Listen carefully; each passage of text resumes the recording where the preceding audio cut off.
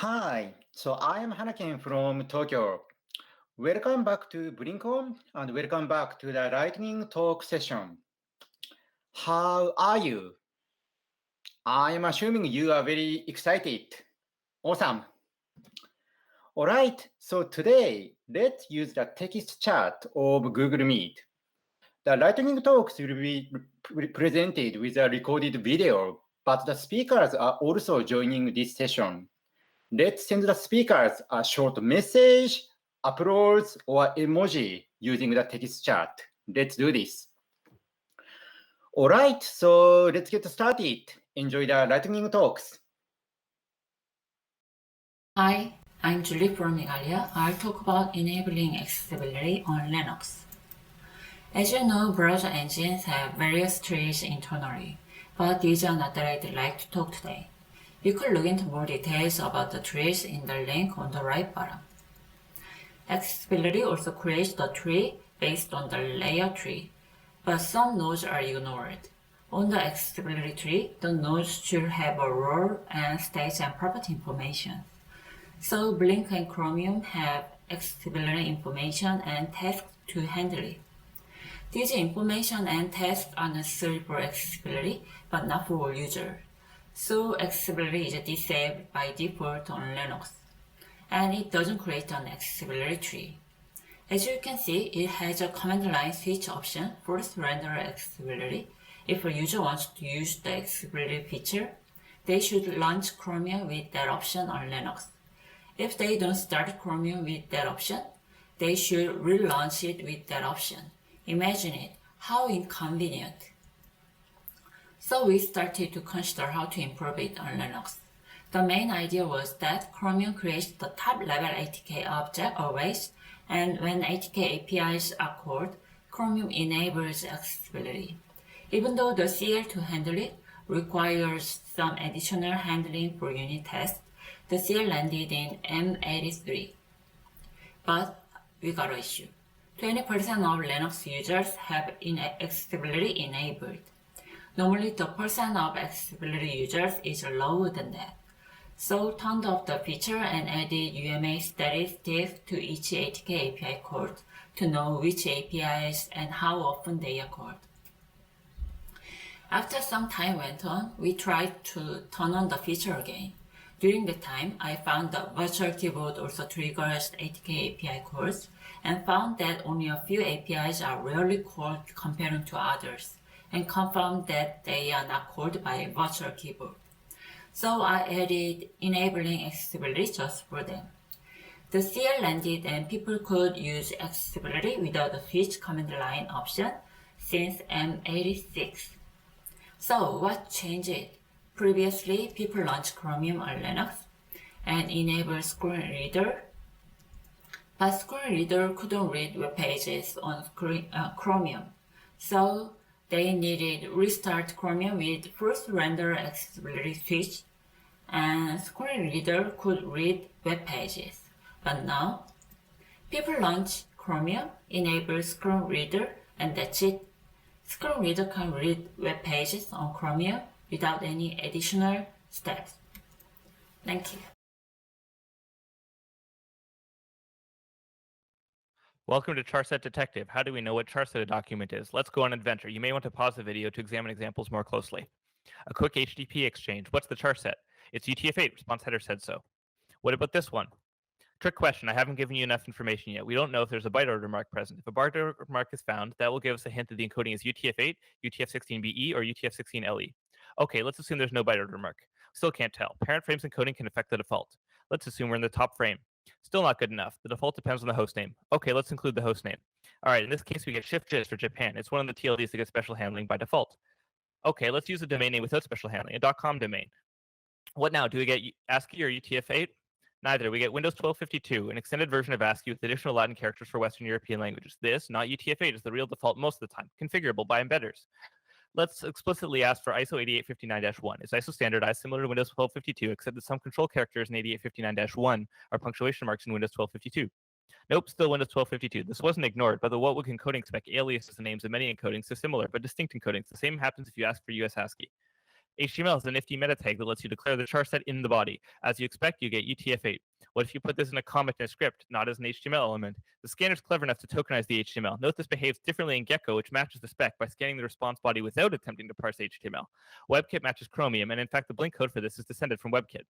Some HTTP headers can also be used meta tags. Can we use this to set the charset via the content type header? Yep, it works. What if we say the content type is something that doesn't make sense, like image PNG? Do we ignore it, respect it, try to decode the image as a PNG image? We accept the charset that it asks for, even if the MIME type doesn't make sense in an HTML document, obviously. Anyone remember XHTML? We can still use it.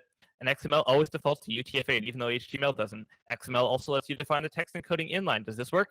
Yep, it does, but it applies to what we're encoding aliases, so we get Windows 1252, just like we didn't ask for.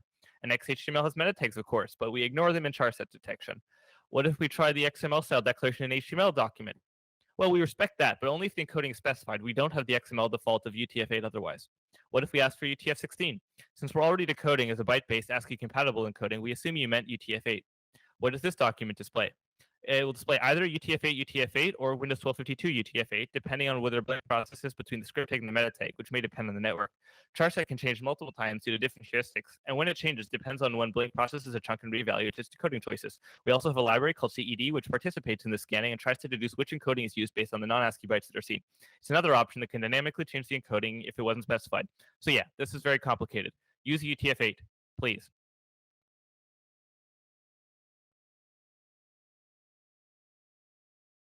Hello, my name is Ionel Popescu. I'm a software engineer in the Microsoft Edge team, and in this presentation I'm going to talk about the eyedropper. We have invested in controls to improve their accessibility, touchability, overall appearance, and capability. One of my recent investments was to develop a cross-platform eyedropper for the color input control. Let me show you a short demo of the eyedropper. Chrome has a really nice feature where you can customize the color of the browser. In order to do that, you click on Customize, go to Color and Themes, and click on this icon. As you can see, it is using the native input type color, which has the new eyedropper. We are going to click on it. This is the new eyedropper window, which is maximizing the colors. I really like the new like edge icon, and I'm just going to pick like a blue from there. As you can see, the selection is updated in the color picker, and after I'm going to like close it, it's going to update the color of the browser. It is available in M88 Canary on Windows and Mac, and soon it will also be available for Linux. Native apps are usually providing their own eyedropper. We think this work can be used aside of our own color picker and have proposed new APIs to invoke the eyedropper, so developers can use it while building their own custom color pickers. We have published an explainer which is available under our MSH explainers repo, and here is like a small code example for with using the new API. That's all for my presentation. Our work on controls continues to be a great collaboration between Microsoft and Google. I like to thank in particular to Mason, Fried, and Chris Hallerson for their continued support for our work on controls, and to Joshua Bell for his feedback and support for the new eyedropper API. Thank you.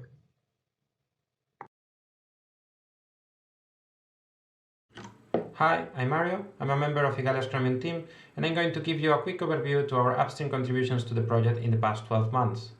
Starting with the Onion Soup project, we finally finished the migration to the new Mojo types we started last year. We migrated modules from Content Renderer to Blink, mainly focused around media, Java, and accessibility.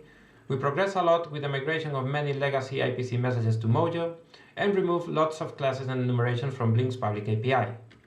On CSS, our web platform team implemented and shipped the market pseudo element, as well as CSS flow relative shorthand and offset properties. We also improved performance resolving inheritance of CSS custom properties and changed the default behavior of the text break iterator, as well as some maintenance work on CSS Grid. For accessibility, we enable Linux accessibility mode on the fly, so that is no longer needed to restart the browser, and added support for more event types in Linux. We also ported and enhanced accessibility debug tools to Mac, and reported and fixed many bugs related to Chromium Dialog UI, as well as some general maintenance work here too. For Ozone Wayland platform is fully upstream since 2018, and this year we refactored components that were desktop X11 only to share their implementation with the Ozone Wayland platforms. We are very happy to say that Ozone is now built by default and part of official Chrome releases, and even though it's still experimental and disabled by default, you can now enable it in runtime with just 2 flags.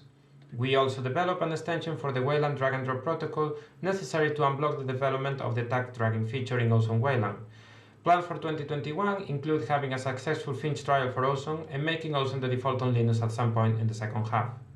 For MathML, we have streamed a lot of our 2019 downstream branch, including things like basic setup and layout and new CSS properties, and started to stream support for stretchy operators.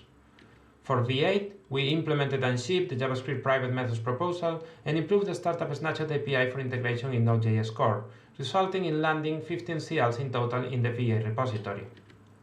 We also did some interoperability-related work, mainly related to fixing Chromium's behavior to align with the specs and other browser implementation in some cases, and related to migrating a lot of Chromium's web tests to the web platform test project. Other contributions include our ongoing collaboration with the Lacrosse project, work around protocol handlers, and work around extensions. We also have 4 new Igalians in the Chromium team, which means new contributors in the project, 1 new committer, 3 new owners, and 1 new API owner. As for numbers, we keep being among the top contributors to Chromium in number of commits, right behind Google and Chromium org addresses. I say I'm mapping the slides because I tried to map all those Chromium org addresses to specific companies, and I couldn't do it completely yet, but this is still a good approximation. We have been landing in Igalia around 209 CLs per month on average, and 31 Igalians contributed to all these different areas presented here. That should be included in this slide. And that is all. Thank you very much for your attention and enjoy BlinkOn. Hello, I'm Patrick from the Microsoft Edge team. Today I'll be talking about adding WebXR support for machines that have more than 1 graphics cards. WebXR is an API that allows web developers to present WebGL content on a VR or AR headset. The core WebXR spec is already implemented and enabled by default today. However, this generally only works on machines that have a single graphics card, but not on machines with more than 1. For example, laptops with 2 graphics cards are becoming a lot more common. They have an energy-efficient GPU as well as a high-performance GPU for heavy workloads such as games and image processing. Chromium generally uses the more energy-efficient GPU to get the best battery life. XR, on the other hand, requires the high-performance GPU to reach an acceptable frame rate. If Chromium is not using the GPU required by the XR runtime, the current behavior today is that the user sees a black screen in the headset when trying to use WebXR. To support multiple GPUs, there is a WebXR API called Make XR Compatible. This allows the web developer to request that the WebGL content be initialized on the GPU required by the XR runtime. If Chromium isn't using the compatible GPU when Make XR Compatible is called, the GPU process is restarted and all of Chromium is reinitialized on the compatible GPU. Here's a demo of what happens before adding multi-GPU support. On the left is a VR simulator. This is what the user sees in the headset. And on the right is a WebXR page that wants to present this model of the solar system to VR.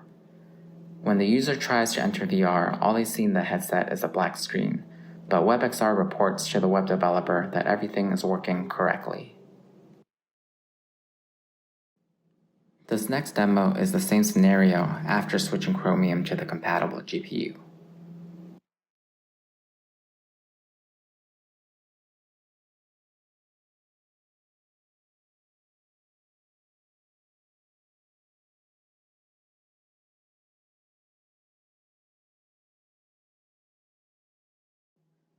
This is currently implemented for Windows under a feature flag and will be enabled by default in Chromium 88.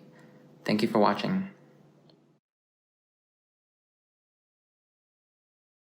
Hi, I'm Cheng, and I'm here to talk about some callback helpers that can help simplify code. The first one is callback then. It's a helper method that makes it easy to call one closure after another closure has completed. One example where this is useful is in conjunction with MojoIPC. Here, we need to destroy a render view in the renderer and then let the browser know that it's done by calling the Mojo reply callback. Notice that without the helper, we need to create an intermediate lambda to destroy the render view and then invoke the Mojo callback. This means we need to bind extra state and pass it around, etc. Instead, we can use callback then to replace the boilerplate lambda and simplify it into 2 lines. It's much shorter and it's also much easier to see what's actually happening. The next helper is sequence bound. This is useful when we have a class that needs to manage state on a background task runner. One common case when this is useful is if the class needs to perform blocking operations. Blocking the main thread is generally bad for the user experience, so we try to do this on a background task runner. However, without any helpers, we need to manually manage the state ourselves and add a bunch of comments about thread safety. In addition, we also need to write boilerplate code to bounce the work to the background task runner, and when that work is done, bounce it back to the main thread task runner to signal completion. Instead, we can use sequence bound to simplify it into this. And we greatly simplify the calling code by reducing all this boilerplate into basically 2 lines. Async call automatically proxies the call to do save to the background task runner.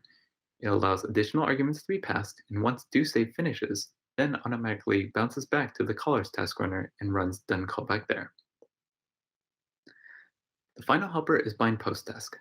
This is still being implemented, but the idea is to make it easy to generate a callback that will always run on a given task runner.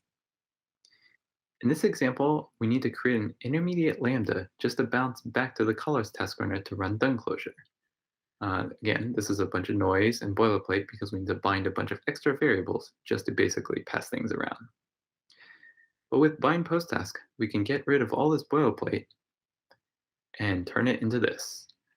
Now, there's some overlap here with sequence bound, but once bind post task lands, we'll probably replace the implicit task runner hopping for sequence bound and make it explicit using these types of new helpers.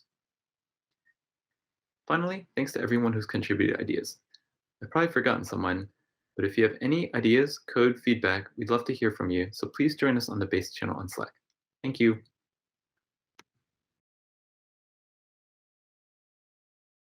Hello everyone, I'm Anupam, and I'm on the Edge team at Microsoft.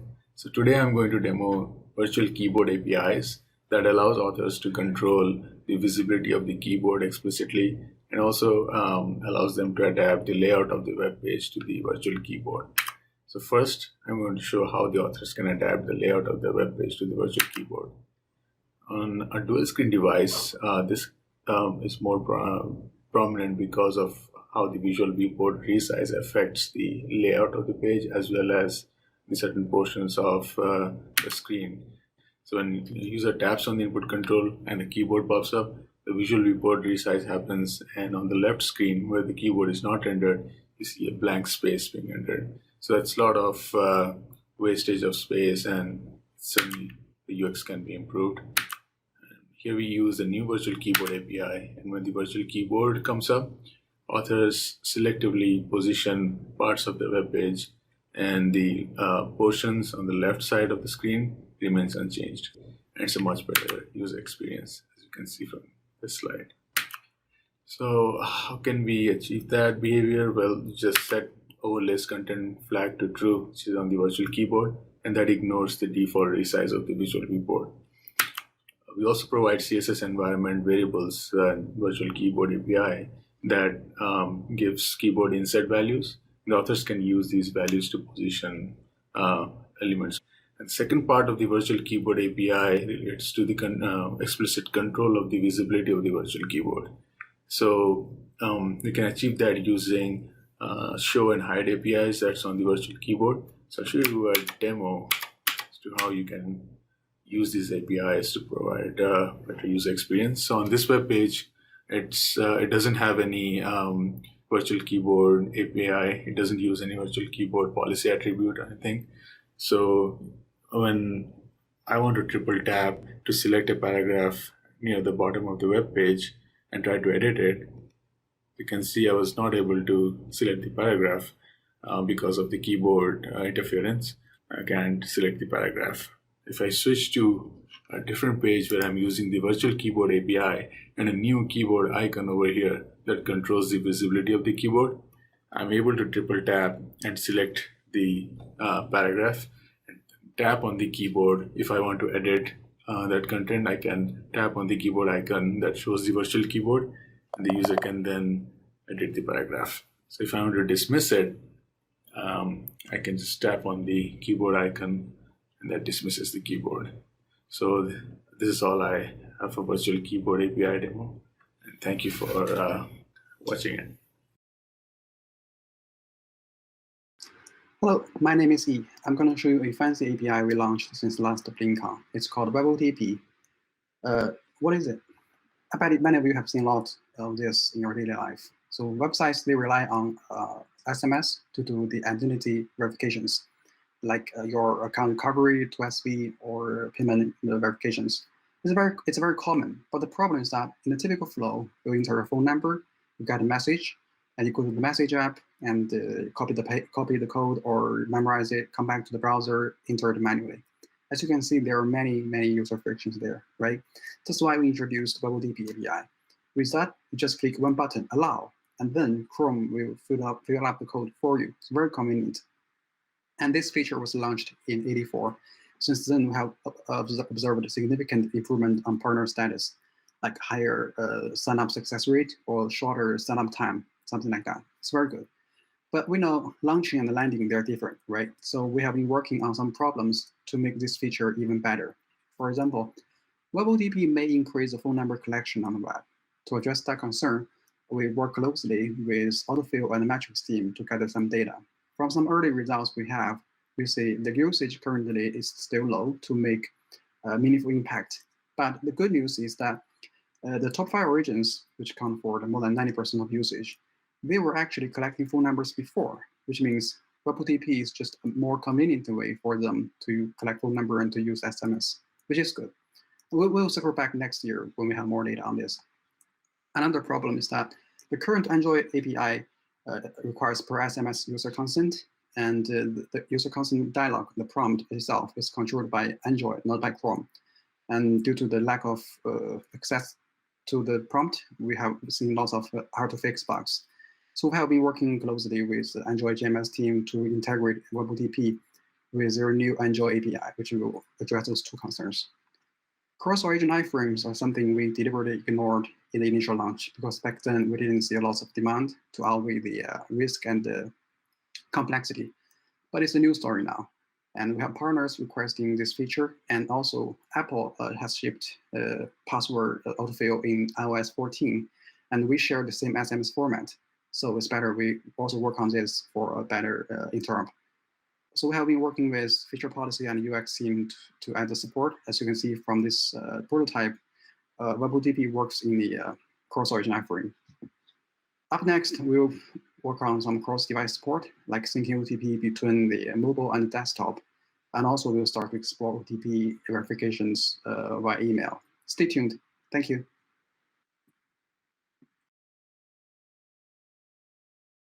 Hi, I'm Alex Keng from the Microsoft Edge team. Today, I'm going to talk about EditContext, which can help web-based editors to provide better editing experiences. There are various advanced text input services provided by OS, like shape writing, dictation, and IME composition. These services are all available to web apps, but the only way to access the services is to place an editable element in DOM and focus it. So the architecture looks like this. The editors would have their own model, and it will use the editable element as their user-facing view to show the content to the user.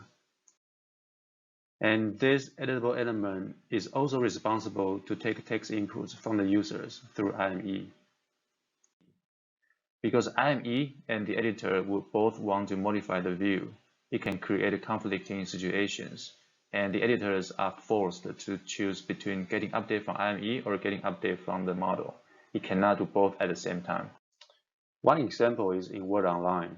When 2 users are collaborating, if user A on the left is in active composition, the updates from user B would not be synced. And this is because if Word Online updates the document, it will mess up the state of IME. So Word Online has to stop the sync until the composition is committed. To address the issue, we are proposing a new architecture where we have this EditContext acting as text input facing view, which takes only plain text and is responsible for the communication between IME and the editor model. The model will also have a second view, which is a user-facing view, or DOM, to show the final content to the users. This is an example of how to use EditContext. We just create EditContext and then call focus. The EditContext will take over the text input, and we can do composition without any editable element in the DOM. Here in the table, we can see that the EditContext is receiving text update events as I type, and the input result, which is visualized at the rightmost column, can be used by the editor to update the view or do whatever you want. Now let's see some applications of EditContext. This is a cross-boundary composition. It's one of the reasons that Word Online doesn't have dual-page layout while native Word has, because it's very tricky to handle composition at the element boundary. Now with the EditContext, we can see the underlying decoration crossing two divs. This is a dictation crossing multiple elements. Finally, this is a concurrent composition. When user A is in active composition, the documents are still in sync. That will be all for today. You can find more information about EditContext in our explainer. Thank you for watching. This is Adenilson Cavalcanti. I work for ARM, and today we're going to be talking about zlib. So this is Znews. So zlib is a data compression library. It is used for data compression, decompression, network operations, PNG decoding, both by Chromium as also a few other projects. Chromium has a forked zlib with quite a few optimizations. So the question is, could we try to make it even faster? And the answer is yes, we can. So for compression, it was possible to improve the average compression speed by 32% by refining an already optimized function that was a boost of 40% for compression JavaScript that is used for JavaScript source strings compression, and is the result of a collaboration with Noel Gordon. For decompression, it was possible to improve in average 7% faster decompression. That was a boost of 16% for HTML, which is a really important user case for Chromium. That was by leveraging an optimized CRC32 by using a polynomial multiplication instruction available on ARMv8 processors. We also have been working this year to improve both unit testing and fuzzing. Unit testing coverage has improved from 69% to 96%, and fuzzing has improved remarkably, especially by a contribution from Hans Weinborg. Currently, we have a fuzzing of 81%. So this is the infrastructure report for unit testing for the optimizations folder. So we are currently at 96%. And for fuzzing, we are around 81%. And finally, Android open source project has migrated to Chromium zlib. That was the result of a collaboration with Elioth Hughes, and that should be featured on Android R. Conclusions. Even a highly optimized code base can be improved. zlib improvements help both Chromium and also other projects like Android, V8, Node.js. Unit testing fuzz improves security and reliability, and there's still good work to be done. Thanks for your time. Hello, my name is Satragno, and I'm an engineer on Google Chrome. I'm going to be presenting names are not const. And I also have guest speaker Moira Satragno here. So if you hear a cat meowing, now you know her name. Let's get started. In 2015, 85,000 people changed their legal name in the UK. This is only the UK and only 2015. So you can extrapolate that the number for the whole world is much larger. People do this for lots of reasons, but ultimately they don't matter. What matters is, does the web accommodate for these users? Not really, it doesn't. The worst offender is unchangeable identifiers such as usernames and emails. And you might be thinking, well, this doesn't have to contain names, but the reality is very often they do. Please don't encourage this in any new software. If you need a stable identifier, generate a random ID and let the user pick a display name if it's appropriate. Another common offender is autofill content, which for Chromium can be updated, but it's not obvious how to do it. If you work on a different browser, ask yourself whether that's the case. And the last one is names that are associated with credentials, such as in WebAuthn. I happen to work on this API, so let's take a deeper look. WebAuthn is an API that provides a login solution that's based on public key credentials backed by hardware. You can associate the user's actual name with the credential, which can be stored in hardware or the website, but encrypted. This is not a good combination, because when the hardware stores the credentials, it doesn't provide an API that lets you update associated metadata. And when they're stored in websites, they're encrypted, so they can only be parsed by those same hardware devices, effectively making any changes or updates impossible. But maybe we can make this better. And yes, we can. In the next version of the CETA protocol, which is used to talk to hardware authenticators, an API is required that lets users update this metadata.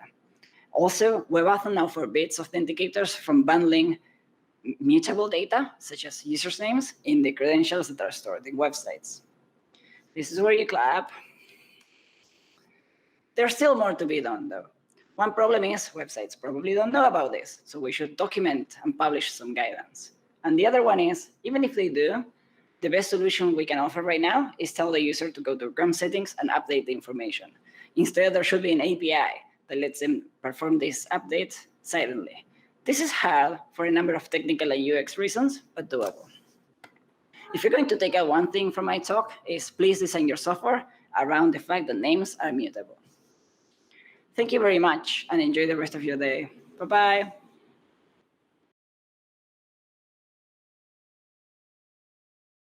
Hey everyone, this is Robert Ma from the Ecosystem Infra team. Today I'll talk about everyone's favorite topic, testing, specifically the use of MojoJS in web platform tests. Last year at BlinkOn 11, we shared our plan to formalize test-only APIs in WPT, including to introduce a setup function to abstract away browser internals and to make MojoJS available on upstream WPT, which means the results you see on WPT FYI. And today we're happy to announce that we have delivered on both goals. We have a new API from testharness.js, a cert implements that helps you to fail early with meaningful errors. We also have a new helper script, test-only API.js, which is Chromium-based and load module resources to help you to load module bindings and other resources conditionally. Here's a simplified example taken from WebXR. As you can see, if a browser doesn't support the WebXR test API, it will fail with a meaningful error message. And today, if you run WPT run, you will automatically enable MojoJS for official builds of Chrome out of the box, downloading all the required bindings automatically. And as a result, all the results on WPT FYI currently have MojoJS enabled for Chrome. And here's a screenshot for the results of WebXR before and after we enable MojoJS. As a bonus, with the help from Arno and Raphael from Intel, we migrated all the existing tests and deleted all generated module bindings from the WPT tree. And we even have a pre-submit check to prevent any more generated files from being checked in. And Ken also added JS module support to MojoJS bindings and converted an example credential management to use JS modules in WPT. And here you can see a simplified snippet of how that looks like. And finally, as a reminder, we still highly recommend WebDriver extensions and testdriver.js. And if you want to introduce new test-only API, a draft spec is required. And always feel free to reach out to us at ecosysteminfra@chromium.org if you have any questions. Thank you.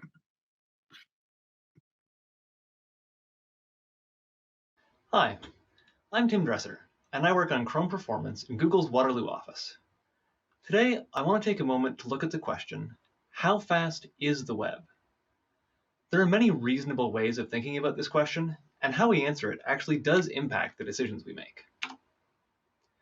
Suppose we have a CL, and we know that if we land it, we make the average navigation faster, but we make navigating to most web pages slower. Should we land this change? How do we reason about this? Does landing the CL make the web faster or slower? To explore this question, let's dig into some data. This chart shows 3 of our metrics plotted against our metric guidelines. Green means good, yellow means okay, and red means poor. The metrics we're showing here are first contentful paint, largest contentful paint, and first input delay. In general, in the median, when we weight all navigations equally, the web pretty much meets our guidelines. However, unsurprisingly, the 99th percentile experience is pretty bad. This is just one way of viewing the data, though. Let's take another perspective. In the graph on the left, each point represents a single origin's median performance. So one dot there might be Facebook.com's median performance, for example. The 99th percentile of median FCP tells us about the performance of sites which are the most consistently slow.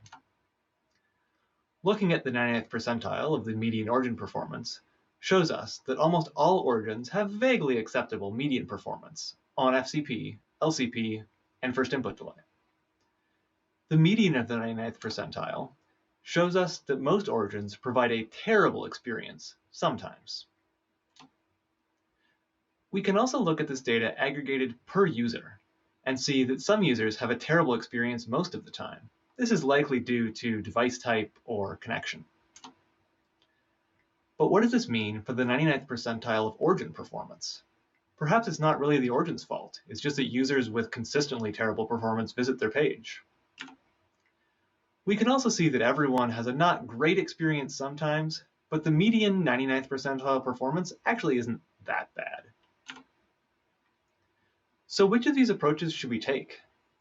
Historically, we've used data aggregated per navigation pretty much exclusively.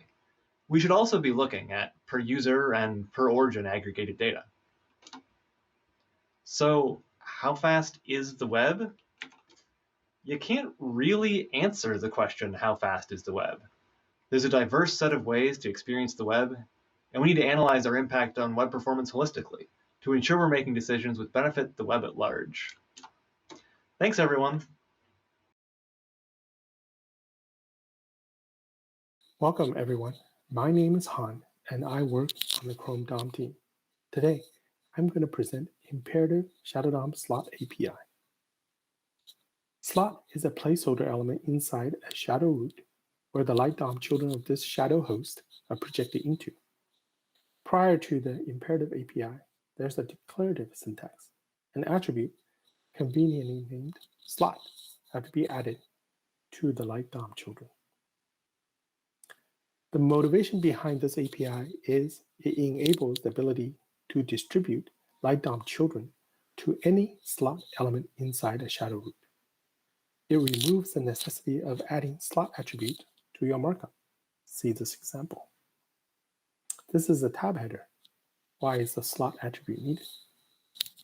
Lastly, with the imperative slot API, we can dynamically change how the light DOM children are projected based on form factors, attributes, properties, and more.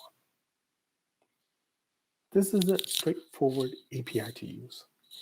There's a new slot assignment parameter for the attached shadow API. When setting slot assignment to manual, slots inside this shadow root can take imperative assignments. Now, declarative and imperative slot assignments are mutually exclusive within this shadow root. The slot element has a new API, assign, which takes a sequence of node. Assignment are absolute. So any previously assigned node for this slot is removed. Assignment is in node order. Now I'm going to demo this API. This is a custom tab component. It takes a list of tabs, imperatively assigns tab headers and tab content into the component's slot. The component shows all the tab headers, but only the corresponding tab content, as you can see in the developer tools. When I click on the tab header, the tab content is correctly assigned and rendered. So this is imperatively slot API. It's shipped in Chrome M86 and ready for use. Thank you. Hi everyone, I'm Mathias and I work on Chrome DevTools. What do you think is the most common automatically detectable accessibility issue on the web? Turns out it's low contrast text. According to WebAIM's accessibility analysis of the top 1 million websites, over 86% of homepages have low contrast. So what is Chrome DevTools doing about that? Well, we already offer several tools that can help developers and designers to improve contrast and to pick more accessible color schemes for their web apps. For example, the DevTools Color Picker calls out bad contrast ratios for text elements. It shows you the recommended contrast lines to help you manually select better colors, and it can even automate that selection by suggesting accessible colors that you can apply with a single click. Surfacing contrast info like in these tools is a good first step, but it's not enough, especially when you consider that roughly 1 in 20 people suffer from a color vision deficiency. Such impairments make it harder to tell different colors apart, which can amplify these contrast issues. So to illustrate these various deficiencies, let's take a look at some photos of crayons. Achromatopsia, or monochromacy, is the complete inability to perceive any color except for shades of gray. Thankfully, this is an extremely rare color vision deficiency. Deuteranopia is the inability to perceive green light, resulting in the inability to distinguish red from green. Protanopia is the inability to perceive red light, and tritanopia is the inability to perceive blue light. Concretely, what all of this means for web developers is that your web app could have color contrast issues that people with regular vision wouldn't even notice. So in Chrome 83, we shipped a new DevTools feature that lets you simulate vision deficiencies in order to help developers build more accessible experiences. Here's a quick demo. I'm using a page that's playing a video to show you that this really works with all kinds of web content, even if the page includes iframes or animations or videos or anything like that. You can simulate vision deficiencies and then click around, scroll, or interact with the page in any way you like. It just works like you would expect it to. The way we ended up implementing these simulations in the Blink renderer is pretty unique and interesting.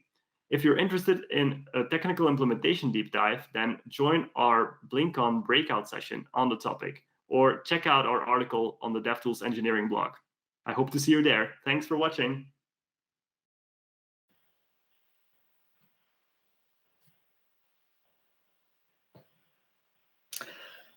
Thank you very much, all the speakers, for the amazing videos. And thank you very much, everyone, for sending heartwarming messages to the text chat. All right, so we will have the final lightning talk session tomorrow morning. Tomorrow, I invited special guest speakers to the end of the lightning talks, so please don't miss it. So see you again at 9:35 a.m. tomorrow. So thank you very much. Bye. Good morning, afternoon, or evening once again, everyone. Before I share the announcements for today, I want to take a brief moment to thank everyone for contributing to a successful day one of our first ever virtual BlinkOn. Throughout the day, we had between 150 and 200 people tuning into the sessions live, which was absolutely wonderful to see. If you were unable to attend a session live, no worries. All the recordings, with the exception of the keynote and lightning talks, as well as one breakout talk, have been uploaded to the YouTube channel, as well as added to the schedule at bit.ly/blinkon-13-schedule. We're working with our internal teams to retrieve and upload these remaining recordings as soon as possible, and we're so sorry for the delay. I also want to take a moment to thank those of you who reached out to us on Slack to provide your feedback. Like PJ mentioned yesterday, it's more important than ever. As a result of your feedback, Slack and the schedule, which is available at bit.ly/. Just kidding. I have a couple more important announcements to share with you before I completely lose your attention. So as I was saying, Slack and the schedule have both been scheduled or updated. In Slack, you'll notice that a BlinkOn main room channel has been created for main room session conversations so that you can continue to use the BlinkOn channel for hallway conversations throughout the day. We highly encourage you to take advantage of these rare opportunities when so many Chromium developers have cleared their schedules by initiating or engaging in these conversations. As we saw yesterday, hallway conversations can be a great way for you to get to know other developers or parts of Chromium just a little bit better. And in the schedule, you'll notice that a Central European Summertime column and a Japan Standard Time column have been added for those of you who are tuning in from these regions. There are still also a couple of free time slots available in the schedule, so please feel free to sign up to host an ad hoc session during any of these slots by clicking and updating the Google Sheets linked in row 2. And with that, that brings us to the end of the session. The next one's beginning at 7:25 p.m. CEST, 3:25 a.m. JST, and 10:25 a.m. PST. I look forward to seeing you in one of the 4 sessions and continuing the conversation on Slack until then. Have a great day too, everyone.